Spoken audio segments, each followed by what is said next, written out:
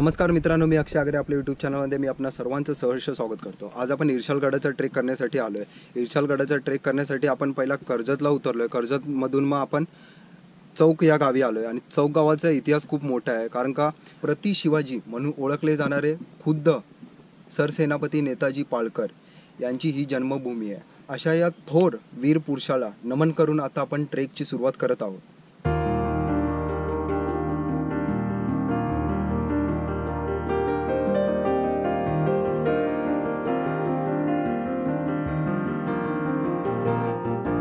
ते बघा त्या डोंगरामध्ये ना आमच्या अगोदरची आलेली मंडळी गेले पुढे।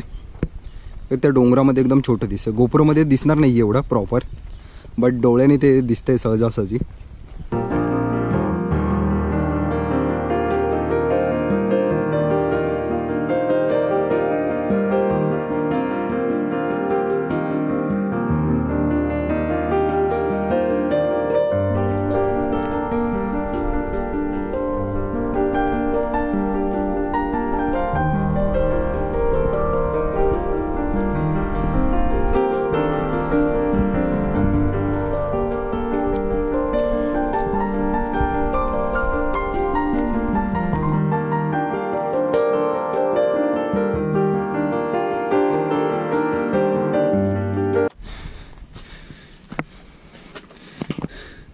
दम खूप लागतो, थोडंफार आराम करतो इथे।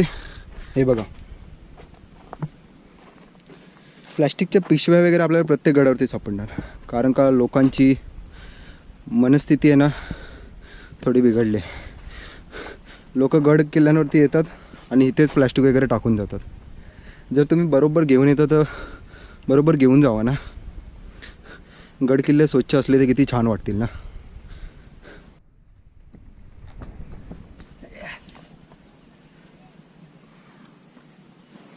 आता आम्ही एका खोपट्याजवळ थांबलो आहे आणि इथे बाजूला झाड आहे आणि हे झाड बघितलं मला गावची आठवण आली, म्हणून या झाडावरती चढलो।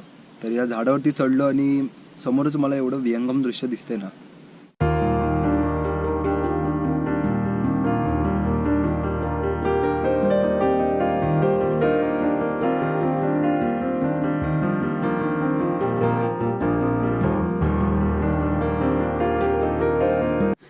आता आपण स्टॉलची इथे थोडासा आराम केला, पाणी वगैरे पियालो।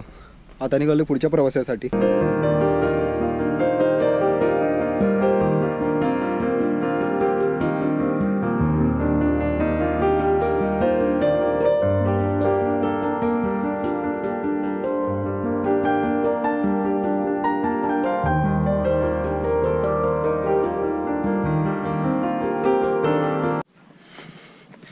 दमला संकेत?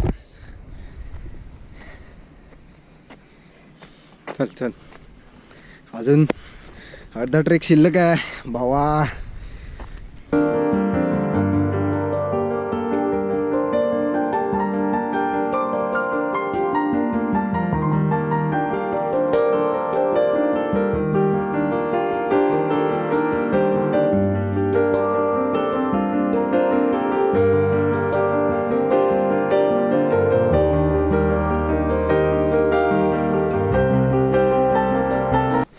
हे बघा समोर इर्शालगड दिसतोय, थोडंसंच 5 मिनिटाच्या अंतरावरती इर्शालवाडी आहे। इथून म्हणजे इर्शालगडाच्या पायथ्याचं गाव म्हणजे इर्शालवाडी। आता आपण त्या गावामध्ये जाऊ आणि गावाच्या इथूनच मागच्या बाजूनी रस्ता जातो इर्शालगडाकडे। हा आतापर्यंत दिसणारा तिसरा स्टॉल आहे। इर्शालगडावरती तुम्ही याल ना स्टॉल खूप दिसतील, पण स्टॉलमध्ये कोणीच नाही आहे। आज वीकेंड आहे, संडे। आता साधारण ना 9 वाजले, त्यामुळे अजून पब्लिक आली नाही आहे गडावरती जास्त। आता जसं हळूहळू दुपार होत जाईल ना तशी पब्लिक वाढत जाईल आणि स्टॉलवालेसुद्धा येतील असं मला वाटतं, कारण का आम्ही खालून आलो। सो 3 स्टॉल आम्ही पार केले, पण एकाच स्टॉलमध्ये आम्हाला लेडी दिसल्या, त्या वॉटर विकत होत्या आणि बाकीचे 2 स्टॉल बंद होते। सो मला वाटतं थोड्या वेळामध्ये येतील। आणि इथे बघा भातशेती आहे। इर्शालगडाच्या पायथ्यालाच गाव आहे, गाव असल्यामुळे इथे लोकांचं राहणीमानसुद्धा आहे, त्यामुळे इथे भातशेतीसुद्धा केलेली आहे। आता आपण इर्शालवाडीमध्ये आलो आहे आणि इर्शालवाडीच्या आतमधून इर्शालगडाकडे रस्ता जातो.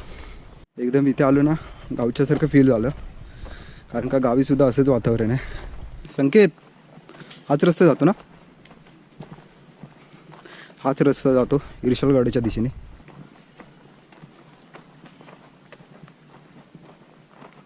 इर्शालगडाच्या पायथ्यालगत असणाऱ्या गावामध्ये आम्ही थांबलो आहे आणि इथे आम्हाला गणेश दिसला. हो का गणेश बरोबर गप्पा मारून थोडंफार चांगलं वाटलं. तो सांगत होता गावच्या गोष्टी वगैरे. गणेश काय बोलशील मग? गणेश निस्ता हसतं. मगातपासून आम्ही गप्पा मारतो ह्याच्यावर, हा निस्ता हसतो आणि थोडंसंच उत्तर देतो, जास्त बोलत नाही येतो, लाजतोय कॅमेऱ्यासमोर तो.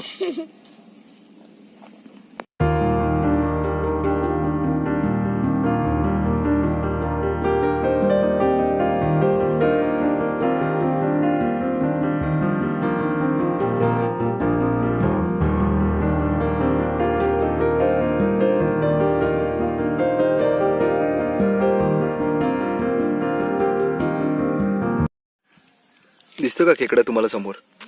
आम्ही इथे विश्रांती करण्यासाठी थांबलो आणि झाडीमधून आवाज यायला लागला. हा बघा. संकेत पकड त्याला, मागच्या साईडीन पकड. सोडून देतो आता याला, जाईल बिलामध्ये.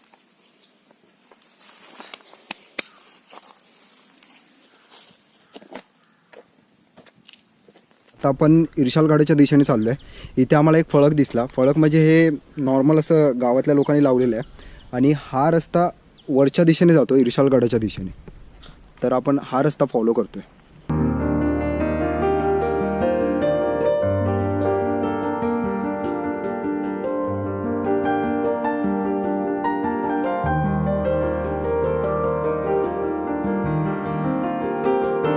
आता हा बघा, आपल्याला समोरच इर्शालगडाचा सुळका दिसतोय आणि गडाच्या या बाजूनी जो रस्ता जातो ना, असं फिरून आपल्याला जायचंय.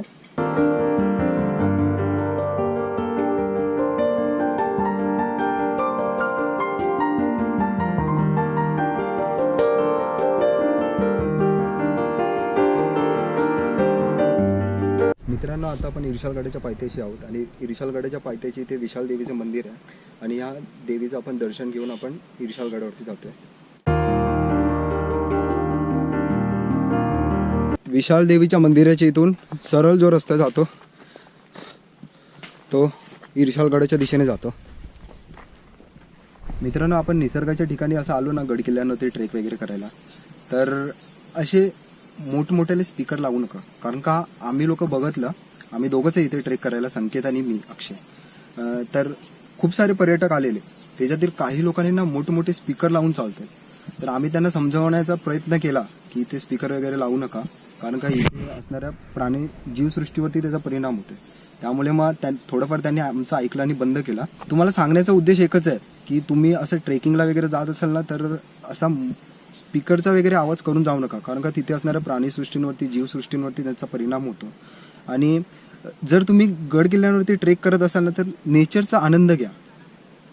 आवाज वगैरे काय आपण शहरामध्ये खूप ऐकतो, गाणी मोठमोठ्याले शहरामध्ये लावतो आपण, पण नेचरमध्ये आलं ना तर नेचरचाच आनंद घ्या. एवढंच बोलण्याचा उद्देश आहे माझा.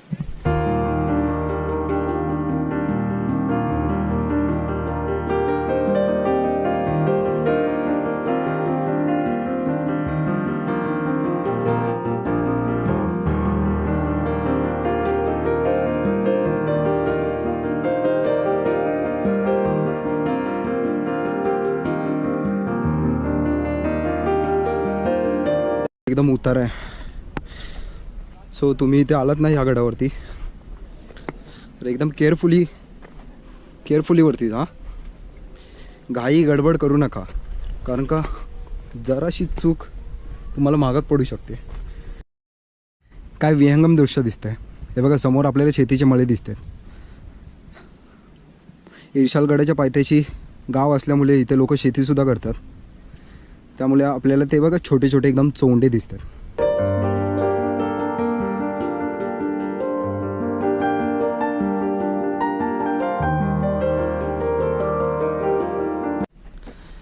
जस्ट आता समोर आपण बघतोय बघा, काय विलोभनीय दृश्य आहे.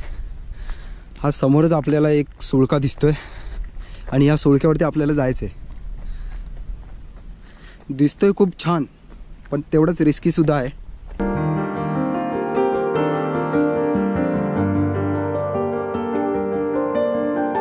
सुळक्याच्याच बाजूने जी वाट जाते ना ती इर्शाल गडावरती चढण्यासाठी जाते. आता आम्हाला काही मुलं भेटलेली, तर त्यांनी सांगितलं की तिथे समोर एक बाबा आहे, ते हेल्प करतात वरती चढण्यासाठी. आणि हे बघा सुळक्याचा थोडासा भाग असा कोसळून खाली पडलेला आहे. आणि याच्यामध्येच एक छोटीशी वाट आहे, या वाटेमधून आपल्याला पुढे जायचं आहे.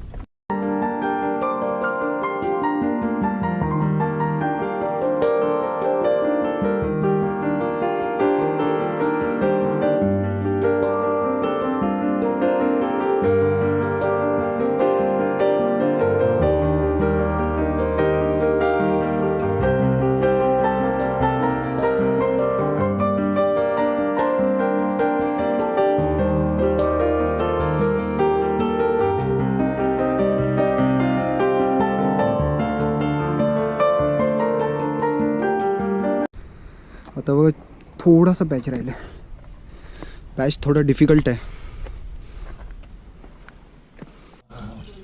मित्रांनो हे पाण्याचं टाकं आहे. हे गडावरती चढतानाच पहिलं हे पाण्याचं टाकं लागतं आणि हे पाणी पिण्यायोग्य आहे. वरती बाबा आहेत, ते बाबा आम्हाला सांगतायत की फ्रीजच्या पाण्याला सुद्धा हे पाणी लाजून गेलं. संकेत कसं आहे पाणी?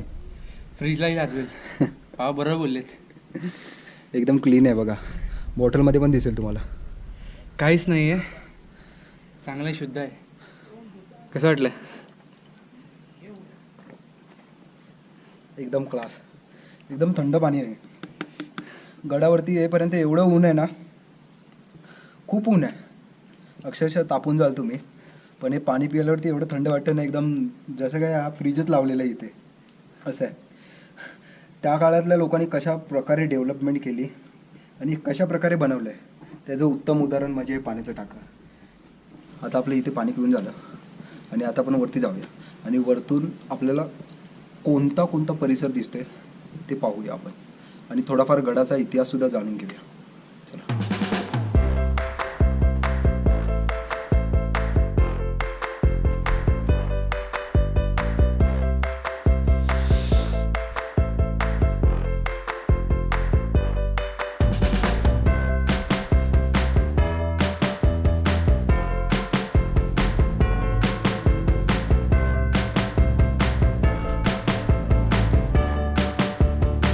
थोडंसं पॅच करून तुम्ही आलात ना वरती चढून की इसाल देवीचं अजून एक मंदिर आहे आणि हे मेन दैवत आहे इथलं. थोडंसं दर्शन घेतो देवाचं. बाबा या देवीबद्दल थोडीशी माहिती द्याल आपल्या कॅमेऱ्यामध्ये? हां. काय देवी आपल्याला पावते, सगळे माणसाला पावते हां आणि खाली उतरून देते, वरती चढून देते, पण अजून परत काही झालेला नाही. हा हां अजून परत काही झालेला नाही. देवी पाठोबा देते, सर्व देते. हां. इथे मोठी शिडी आहे, हा, तर या शिडीवरती चढण्यासाठी बाबा सर्वांना हेल्प करतात. हा खूप वर्ष झाले बाबा इथेच असतात. इथंच असते. ही तुम्ही घेतलेली की गाववाल्यांनी मिळून? नाही नाही नाही, कोणा गाववाल्याही मदत केलेली नाही. ही तुमची सगळी मेहनत आहे. स्वतःची माझी मेहनत आहे, स्वतःची. धन्यवाद बाबा, सगळ्यांसाठी करताय तुम्ही, एवढं चांगलं काम करताय. हा आता तरी थोडी ढिल्ल झाली, हां परत डाएट केली. हां हां.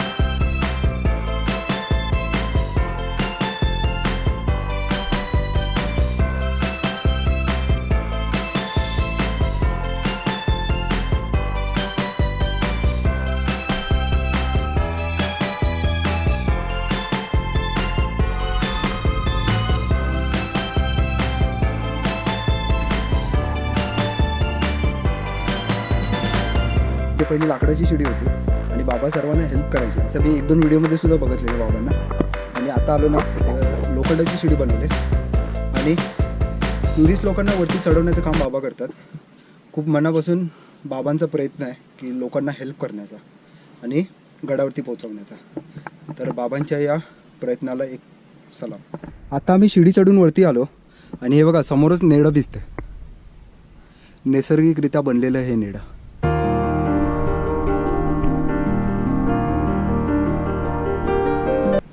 आपण आपण खालून वरती आलो की सर्वप्रथम हे नेडं लागतं आणि हे नेडं कशा प्रकारे बनलं आहे त्याची थोडक्यामध्ये माहिती मी तुम्हाला देतो. हे ठिकाण खूप उंचावरती असल्यामुळे या ठिकाणी हवा सतत खेळती आहे आणि हवेचा दाबसुद्धा खूप आहे आणि इथे असणाऱ्या भल्या मोठ्या खडकावरती तो हवेचा दाब पडल्यामुळे या खडकातील बारीक बारीक कण हवेबरोबर वाहून गेले. त्याच्यामुळे काळांतराने या खडकाला असं छिद्र पडलं आणि या छिद्राला नेडं असं म्हणतात.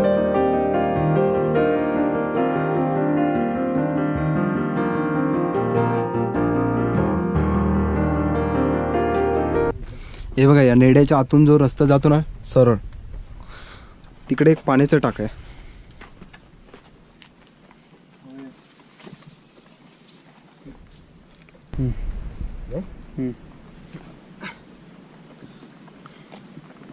इथून आज चढण्यासाठी छोटासा पॅच आहे. तिथून वरती आलो की समोर एकदम विहंगम दृश्य दिसतं.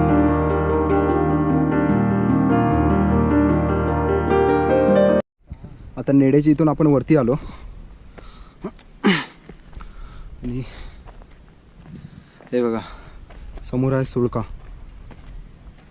हा भला मोठा सुळका. आपण सर्वात टॉप व्ह्यूला आलोय. आता आपण सुळक्याच्या बाजूच्या रस्त्याने चाललोय. इथून पुढे आय थिंक बसण्यासाठी जागा आहे इथे. कातलामध्ये पूर्णपणे कोरलेलं आहे हे सर्व. इथे विश्रांतीसाठी जागा असावीत. सुळक्याच्या बुंद्याच्या डाव्या बाजूनेच एक रस्ता पुढे येतो. इथून आपल्याला विलोभनीय दृश्य दिसतं. समोरचा आहे मोरबे डॅम. बघा किती छान आणि सुंदर असं दृश्य आहे. आणि समोरच आपल्याला प्रबलगड सुद्धा दिसतो.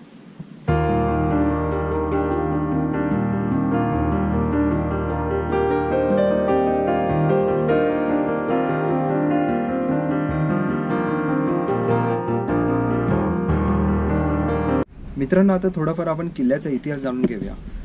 इसवी सन 1666 मध्ये छत्रपती शिवाजी महाराजांनी कल्याण भिवंडी हा प्रदेश पूर्णपणे जिंकला. त्यावेळेला हा किल्ला स्वराज्यामध्ये सामील झाला असावा. माझ्या मते या सुळक्यावर कोणतेही किल्ल्याचे अवशेष नसल्यामुळे हा किल्ला नसून एक सुळका आहे आणि ह्याचा वापर टेहाळणीसाठी केला जात असावा.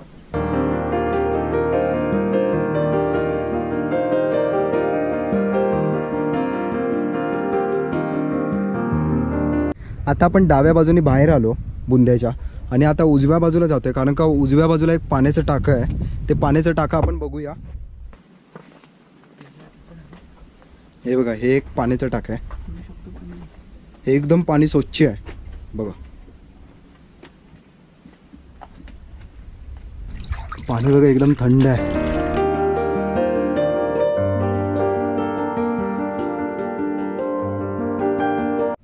आता आपण पाण्याचं टाकं बघितलं आणि आपण सुळक्यावरती आता जाऊया आणि सुळक्यावरून जो काही व्ह्यू आपल्याला पाहायला मिळेल तो आपण कॅमेऱ्यामध्ये कॅप्चर करूया. आता आम्ही सर्व टॉपवरती आहोत आणि इथून व्ह्यू बघा.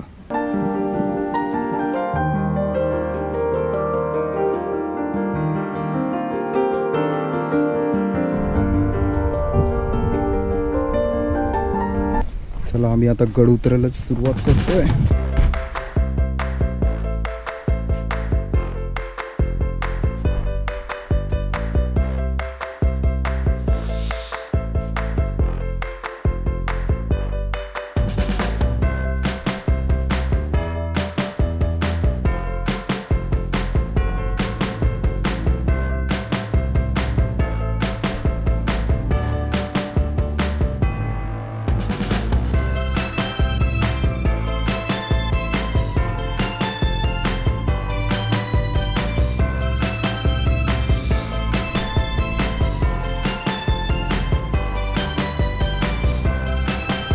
आम्ही जो गडाचा कटिंग पॅच होता ना तो इकडून खाली आलो आणि तिथे जे बाबा आहेत ना ते आपल्याला सर्वांना हेल्प करतात आणि त्यांनी स्वखर्चातून एवढं काही तिथे उभारणी केलेली आहे. सो आम्ही त्यांना थोडीफार मदत केली. त्यानंतर आम्ही खाली आलो. तर हा व्हिडिओ एंड करण्याचा टाईम आलेला आहे. हा व्हिडिओ जर तुम्हाला आवडला असेल तर या व्हिडिओला लाईक करा, शेअर करा आणि आपल्या चॅनलला देखील सबस्क्राईब करा.